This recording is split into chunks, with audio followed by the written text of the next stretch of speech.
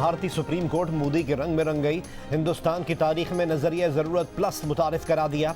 मकबूजा कश्मीर की हैसियत बदलने के लिए मोदी के मावरा आइन इक़दाम को कानूनी करार दे दिया।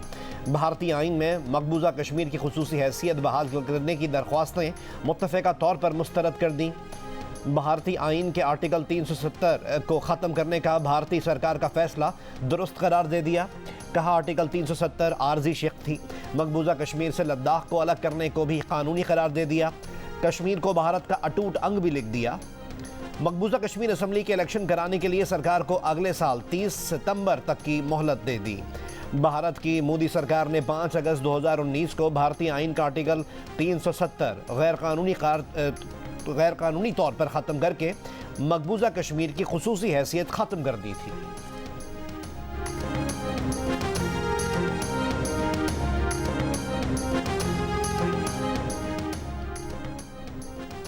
पाकिस्तान ने मकबूजा कश्मीर की खुसूसी हैसियत पर भारतीय सुप्रीम कोर्ट का फैसला मुस्तरद कर दिया।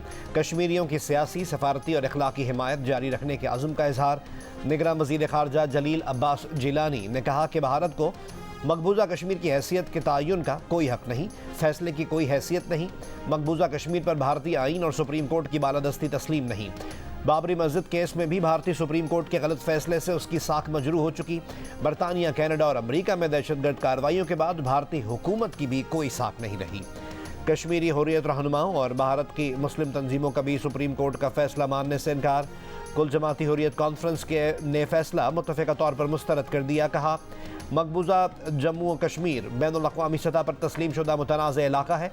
भारतीय हुकूमत या अदलिया को मुतनाज़ इलाके की हैसियत का फैसला करने का हक़ नहीं।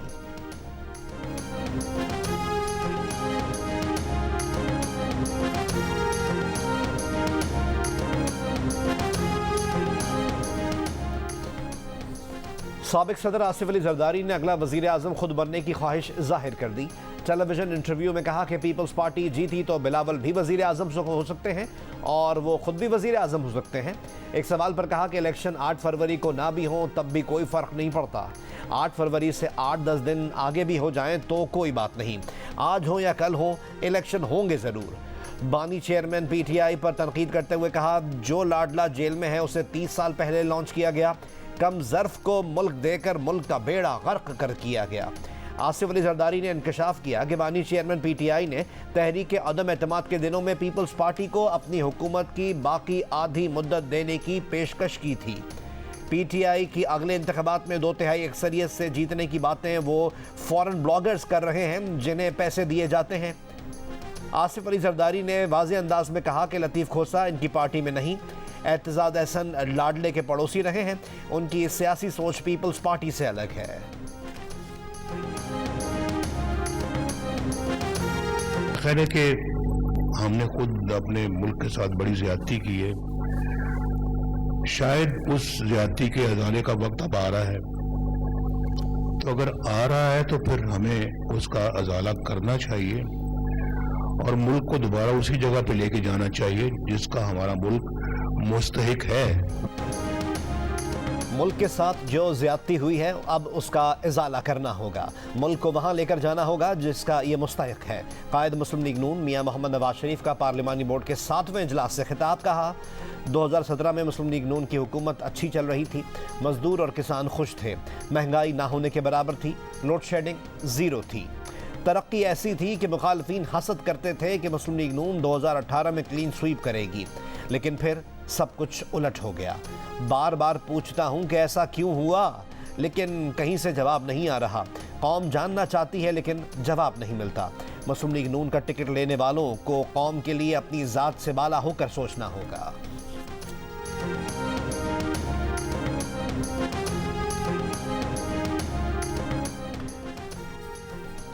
माजी में दहशतगर्दों को जेलों से निकालकर आज़ाद किया गया। पार्लिमान की मंजूरी के बगैर रातों रात यू टर्न लिया गया। क़वाइद व ज़वाबित के बरखिलाफ तालिबान को वापस पाकिस्तान आने की इजाज़त क्यों दी गई? बानी PTI के इस फैसले की तहकीकात होनी चाहिए। बिलावल भुट्टो जरदारी का मुतालबा। इस्लामाबाद में शोहदा की यादगारी तस्वीर की गैलरी के इफ्तिताह के मौके पर निगरान वज़ीर दाखिला सरफराज बुगटी के हमरा प्रेस कॉन्फ्रेंस करते हुए चेयरमैन पीपल्स पार्टी ने कहा कि हमें अवाम को यकीन दिलाना होगा कि आने वाले दिनों में फिर ऐसा यू टर्न नहीं लिया जाएगा। इस मौके पर सरफराज बुगटी का कहना था कि यादगारी तस्वीर की गैलरी में सिविलियन शोहदा के पोर्ट्रेट लगाए गए हैं। तकरीब में शोहदा के लवाहिकीन को चारों सूबों से बुलाया गया है।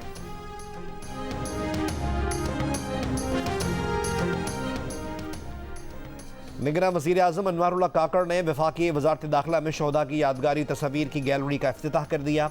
वज़ीर आज़म ने शहीद पुलिस ऑफिसर सफ़वत गयूर की तस्वीर को गैलरी में आवेज़ा किया। गैलरी में वतन अजीज़ के लिए जानों का नजराना पेश करने वाले शोहदा की तस्वीर आवेज़ा की गई हैं। पीपल्स पार्टी के चेयरमैन बिलावल भुट्टो जरदारी की भी इस्लामाबाद में वफाकी वज़ारत दाखिला आमद। चेयरमैन पीपल्स पार्टी ने अपनी वालदा शहीद मोहतरमा बेनज़ीर भुट्टो की तस्वीर गैलरी में लगाई और तस्वीर के साथ फूल रखे। ANP के रहनुमा मियां इफ्तिखार हुसैन, सबर बिलोर और दीगर शोहदा के लवाहिकीन की भी वज़ारत दाखिला आमद और गैलरी की इफ्तिताही तकरीब में शिरकत।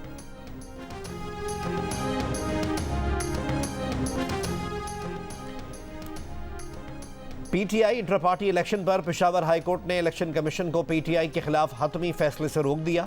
इलेक्शन कमीशन के PTI को नोटिस के खिलाफ दरख्वास्त की समाअत में चेयरमैन PTI बैरिस्टर गौहर ने दलाइल में कहा कि जिसने पार्टी इंतखाबात चैलेंज किए वो पार्टी का हिस्सा नहीं।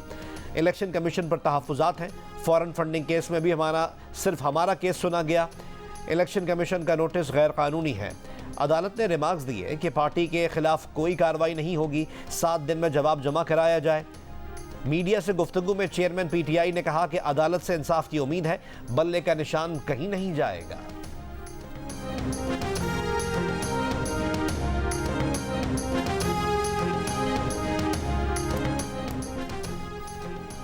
सुप्रीम कोर्ट ऑफ पाकिस्तान के जज जस्टिस एजाजुल एहसन ने बेंचेस की तश्कील पर तहफ़्फ़ुज़ात का इजहार कर दिया। जस्टिस एजाजुल एहसन ने रजिस्ट्रार सुप्रीम कोर्ट को खत लिखकर सिविलियंस के फौजी अदालतों में ट्रायल के 6 रुकनी बेंच और जुल्फ़िकार अली भुट्टो रेफरेंस की समाअत करने वाले 9 रुकनी बेंच पर एतराज़ किया। खत में लिखा कि 7 दिसंबर जजेस कमेटी में तय हुआ था कि मिलिट्री कोर्ट्स फैसले की अपील 7 जजेस सुनेंगे। मनपसंद जजेस के तासुर को ख़त्म करने के लिए तय हुआ था कि बेंच में सीनियर तरीन 7 जजेस को शामिल किया जाए। कानून के तहत जस्टिस एजाजुल एहसन मुकदमात समाअत के लिए मुकर्रर करने वाली कमेटी का हिस्सा है। साबिक चीफ जस्टिस जवाद ख्वाजा ने फौजी अदालतों में सिविलियंस के ट्रायल के खिलाफ इंट्राकोर्ट अपील की समाअत करने वाले बेंच में जस्टिस सरदार तारिक मसूद की मौजूदगी पर एतराज़ उठा दिया। कहा, जस्टिस सरदार तारिक मसूद फौजी अदालतों से मुतालिक दरख्वास्तों पर नोट में अपनी राय दे चुके हैं, इसलिए अब इंट्राकोर्ट समाअत वाले बेंच से अलग हो जाएं। रहनुमा मुस्लिम लीग नून राना सनाउल्लाह का कहना है कि जस्टिस रिटायर्ड जवाद ख्वाजा अपने एतराज़ के जरिए कौमी मुजरिमों को रिलीफ दिलवाना चाहते हैं। उनका सिविलियंस के मिलिट्री कोर्ट में ट्रायल पर बने इंट्रा कोर्ट अपील के बेंच की सरबराह पर एतराज़ एक मज़मूम इक़दाम है। जवाद ख्वाजा अपनी पोजीशन को इस्तेमाल करते हुए आला अदलिया को तकसीम करना चाहते हैं। 9 मई के मुजरिम मुल्क और कौम के मुजरिम हैं और किसी भी रियायत के मुस्तहिक नहीं। ऐसे हथकंडे कामयाब नहीं होंगे। राव अनवार जाली पुलिस मुकाबलों की शोहरत रखने वाला बदनाम ज़माना सीरियल किलर है। पीपल्स पार्टी पर उसके इल्ज़ामात ऐसे हैं जैसे वो कोई स्क्रिप्ट पढ़ रहा हो। पीपल्स पार्टी की रहनुमा शाजिया मरी की जियो न्यूज़ से बातचीत। कहा, बिलावल भुट्टो जरदारी इस वक्त सबसे फ़आल सियासी रहनुमा है, लेकिन कुछ लोगों को ये अच्छा नहीं लग रहा। एक अरसे से पीपल्स पार्टी का मीडिया ट्रायल हो रहा है, लेकिन पीपल्स पार्टी को ऐसे ओछे हथकंडों से कोई फ़र्क नहीं पड़ता। राव अनवार ने एक इंटरव्यू में कहा था कि कराची में करप्शन का मुनज़्ज़म सिस्टम मौजूद है, जिसकी सरबराही आसिफ जरदारी करते हैं। बेनज़ीर भुट्टो के कत्ल का शक इनके गिर्द सिक्योरिटी पर है, जिसे आसिफ जरदारी ने तैनात किया था। जिस दिन फातिमा भुट्टो और जुल्फ़िकार जूनियर उठ खड़े हुए, जरदारी और बिलावल को सिंध से एक भी सीट नहीं मिलेगी।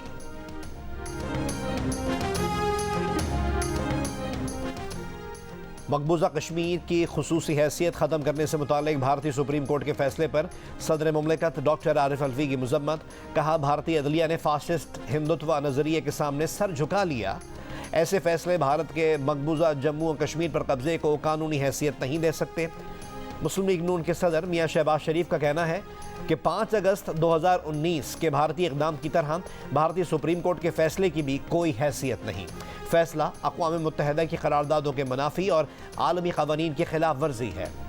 चेयरमैन पाकिस्तान पीपल्स पार्टी बिलावल भुट्टो जरदारी ने कहा कि कश्मीर पर भारतीय सुप्रीम कोर्ट का फैसला कबूल नहीं, भारत बार बार आलमी कवानीन की खिलाफ वर्जी कर रहा है, सलामती काउंसिल की करारदादों से इन्हिराफ नहीं कर सकता। नून लीग की चीफ ऑर्गेनाइजर मरीम नवाज शरीफ ने कहा कि भारतीय सुप्रीम कोर्ट ने तारीखी जुर्म किया है, कोई भी भारतीय हथकंडा इस आलमी तनाज़े की हैसियत तब्दील नहीं कर सकता।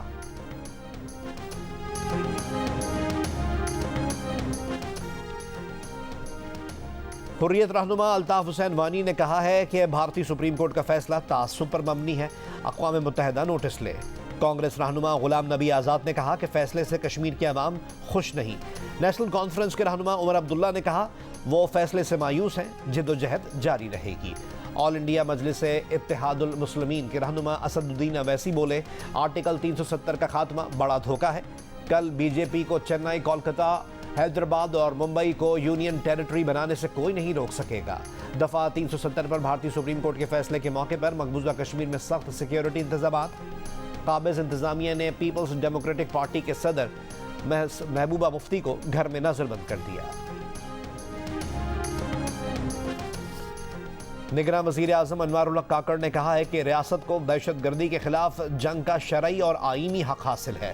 ताकत का इस्तेमाल सिर्फ रियासत का हक है। ज़बान, रंग, नस्ल और अकीदे समेत किसी भी बुनियाद पर किसी भी गिरोह या फर्द को पुरतशद्दुद कार्रवाइयों की इजाज़त नहीं दी जा सकती। इस्लामाबाद में शोहदा की यादगारी तस्वीर की गैलरी के इफ्तिताह के मौके पर गुफ्तगू करते हुए निगरान वज़ीर आज़म ने मज़ीद कहा कि अगर कोई गिरोह ताइब होकर रुजू करना चाहता है तो सबसे पहले वो शोहदा के लवाहिकीन से माफ़ी मांगे। अगर वो मुकम्मल तौर पर अपनी गलती कबूल और गैर मशरूत सरेंडर करे तो फिर रियासत फैसला कर सकती है। अगर ऐसा नहीं तो हम 100 साल तक भी लड़ने के लिए तैयार हैं। इस मौके पर मियाँ इफ्तिखार हुसैन का कहना था कि उनका इकलौता बेटा था जो शहीद हुआ। हमारा अज़्म आज भी मजबूत है। हमने कुर्बानियाँ दी लेकिन अभी दहशतगर्दी कम या ख़त्म नहीं हुई। हमें हर सूरत मुल्क में अमन कायम करना है।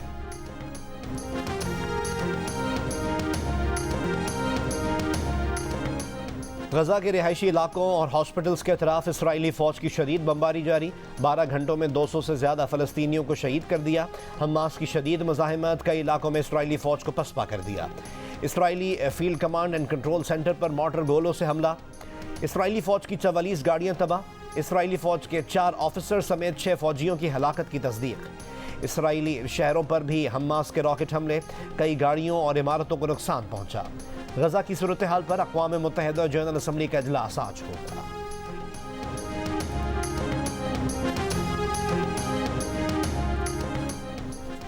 बानी PTI और बुशरा बीबी के खिलाफ गैर शरई निकाह केस में दरख्वास्त काबिल समाअत करार। बुशरा बीबी ज़ाती हैसियत में तलब, मज़ीद समाअत 14 दिसंबर तक मुलतवी। तोशाखाना तहाइफ की गैर कानूनी फ़रोख्त की तहकीकात में बुशरा बीबी नैब तफ्तीश में शामिल। रावलपिंडी ऑफिस में पेश हुई। नैब ने 8 दिसंबर को बुशरा बीबी को फाइनल कॉल नोटिस भेजकर पेशी का आखिरी मौका दिया था। भुट्टो फांसी केस का रेफरेंस टेलीविजन पर लाइव दिखाया जाए। बिलावल ने सुप्रीम कोर्ट में दरख्वास्त लगा दी। कहा जुल्फ़िकार भुट्टो का कत्ल निज़ाम इंसाफ पर धब्बा है। अवाम के सामने हक़ाइक़ रखने के लिए केस की लाइव नशरियात बहुत अहम है। कराची सिटी काउंसिल के इजलास में PTI के अरकान आपस में लड़ पड़े। PTI के मुनहरिफ अरकान का सख्त जुमलों का तबादला। अपने साथियों के खिलाफ सीट्स पर खड़े होकर एहतजाज किया। PTI के मुनहरिफ अरकान का मेयर मुर्तज़ा वहाब की हिमायत का ऐलान। असद अमान ने कहा कि कराची की तरक्की में मेयर का साथ देंगे। अमीर जमात इस्लामी कराची हाफिज नईम रहमान का मेयर कराची के खिलाफ तहरीक अदम एतमाद लाने का ऐलान।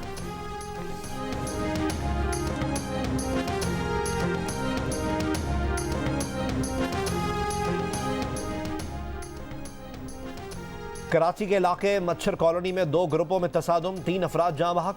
पुलिस के मुताबिक फायरिंग का वाक़या ज़मीन के तनाज़े पर पेश आया। फायरिंग करने वाले मरकजी मुलजिम और उसके भाई को असलहे समेत गिरफ्तार कर लिया गया।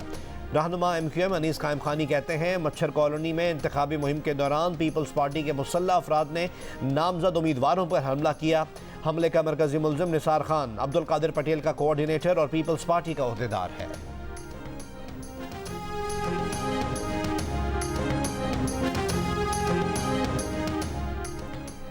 सिंध और सूबा बलूचिस्तान के सूबाई इलेक्शन कमिश्नर्स का तबादला कर दिया गया। इलेक्शन कमिश्नर बलूचिस्तान शरीफुल्लाह को इलेक्शन कमिश्नर सिंध और इलेक्शन कमिश्नर सिंध एजाज अनवर चौहान को सूबाई इलेक्शन कमिश्नर बलूचिस्तान लगा दिया गया। नोटिफिकेशन जारी। सिंध में इंस्पेक्टर जनरल ऑफ पुलिस समेत पीपल्स पार्टी दौर का कोई ऑफिसर नहीं छोड़ा गया, सब तब्दील कर दिए गए। सईद गनी का निगरां हुकूमत से शिकवा। इलेक्शन कमीशन के सामने मीडिया टॉक में कहा, नई हल्का बंदियों पर सिंध इलेक्शन कमीशन का ये कहकर दिफा किया कि हल्का बंदियों के लिए हर जिले की अलग अलग कमेटी थी, सूबाई इलेक्शन कमीशन का इसमें कोई किरदार नहीं था। सुई नॉर्दर्न ने गैस निर्खों में 131% मजीद इजाफे की फरमाइश कर दी। दौरान समाज चेयरमैन ओगरा मसरूर खान ने कहा कि गैस दुनिया भर में महंगी है, यहाँ भी मजीद महंगी होने का इम्कान है। सार्फिन को अब गैस की बचत की तरफ जाना होगा। हमारे पास ज़खायर कम पड़ गए, बाहर से महंगी गैस मंगवानी पड़ती है। इम्पोर्ट करदा RLNG कई गुना महंगी है, जिसका बोझ सार्फ उठाता है। अगली समात पेशावर में होगी, जिसके बाद सिफारिशात हुकूमत को भिजवाई दी जाएंगी। इससे कबल 1 नवंबर से गैस टैरिफ बढ़ाया जा चुका है। मुमताज़ मुहक्किक, मुसन्निफ, शायर और मुतरज्जिम अहमद सलीम को मियानी साहब कब्रिस्तान लाहौर में सुपुर्द खाक कर दिया गया। 78 साल अहमद सलीम इतवार को इस्लामाबाद में इंतकाल कर गए थे। इंसानी हकूक़ कमीशन का अहमद सलीम के इंतकाल पर गहरे दुख का इजहार। कहा, अहमद सलीम ने उम्र भर मेहनत कश तबके के लिए आवाज़ बुलंद की और मार्शल लॉ दौर में जेल भी काटी।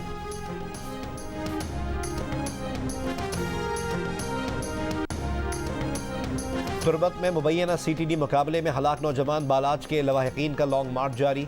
लॉन्ग मार्च के शुरका मंगोचर से कोयटा रवाना हो गए।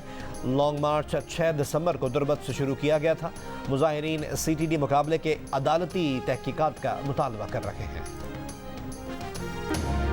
फिटनेस की कोशिश होती रहेगी, पहले रोटी शोटी खा लूं। क्रिकेटर आजम खान ने इस्लामाबाद के रोटी गैंग में शमूलियत का अज़्म कर लिया। कहा, उम्मीद है जल्द हसन अली की जगह वो रोटी गैंग के रुकन बन जाएंगे। हसन अली इस्लामाबाद की टीम से कोयटा ग्लैडिएटर जा चुके हैं। इस्लामाबाद में क्रिकेटर्स का रोटी गैंग शादाब खान, फ़हीम अशरफ, फ़खर जमान और मोहम्मद नवाज़ पर मुश्तमिल है। व्हाट्सएप पर यह ग्रुप नवाज़ ने 2018 में पाकिस्तानी टीम के न्यूजीलैंड के दौरे में बनाया था। मीडिया टॉक में आजम खान ने कहा कि फिटनेस 2 महीने में नहीं आ सकती। कौमी टीम के लिए दरकार फिटनेस के लिए 6 से 8 महीने लगेंगे।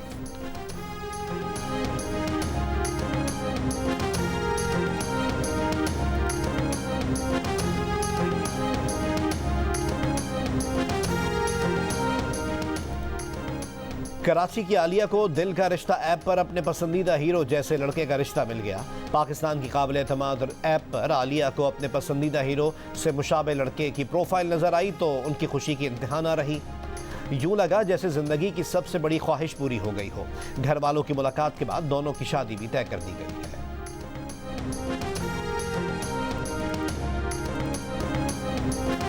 और अंडर-19 एशिया कप में भारत के खिलाफ शानदार सेंचुरी बनाने वाले अजान अवैस का कहना है कि मोहम्मद यूसुफ ने तकनीक पर काम किया और गेम को परखना समझाया। वो आजकल बाबर आजम को फॉलो कर रहे हैं। फास्ट बॉलर मोहम्मद जीशान कहते हैं कि भारत से मैच का दबाव नहीं लिया। एम्ब्रोज और शुएब अख्तर पसंद हैं, लेकिन वो किसी और की तरह नहीं बनना चाहते, अपनी पहचान बनाना चाहते हैं।